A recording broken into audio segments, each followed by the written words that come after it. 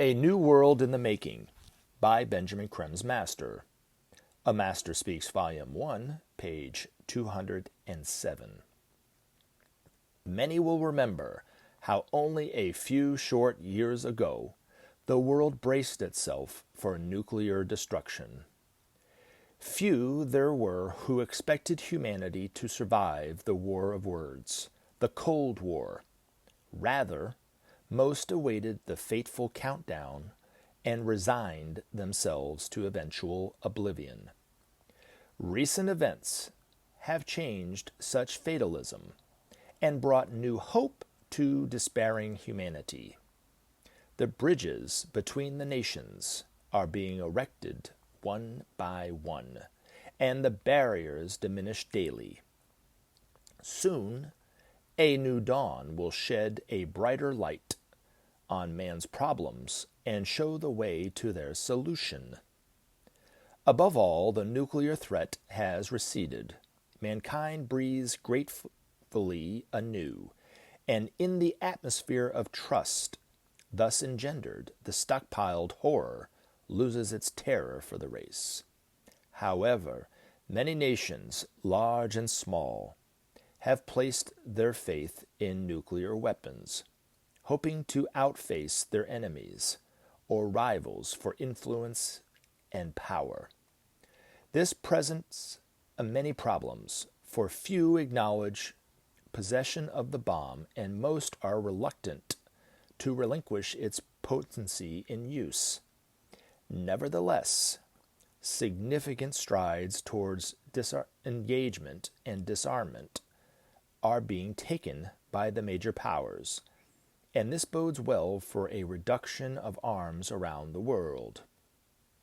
Until now, the confrontation between the United States and the Soviet Union has, of necessity, dominated world thought and action, and this in every sphere, politically, economically, and militarily alike. The new relationship now being forged between these erstwhile enemies marks a turning point in world affairs. At last, the problems which demand attention can be addressed wholeheartedly, without being weighed in the context of the Cold War. At last, the emerging nations can grow without the necessity of subservience to one ideology or another for their aid.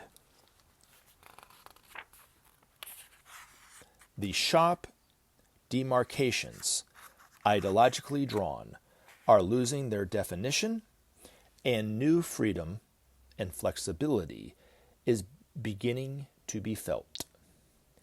Much now depends on the ability of the leaders to sustain the momentum and to create the conditions in which a lasting peace can be assured.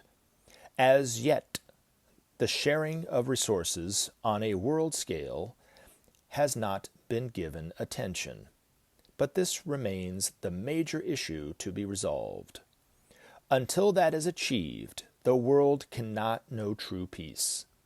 Nevertheless, a new spirit of cooperation and mutual trust is beginning to be established, and that alone is a major hurdle overcome. Much there is of confusion and potential danger in the world, but now, for the first time in half a century, the peoples can look forward with growing confidence to a new world in the making.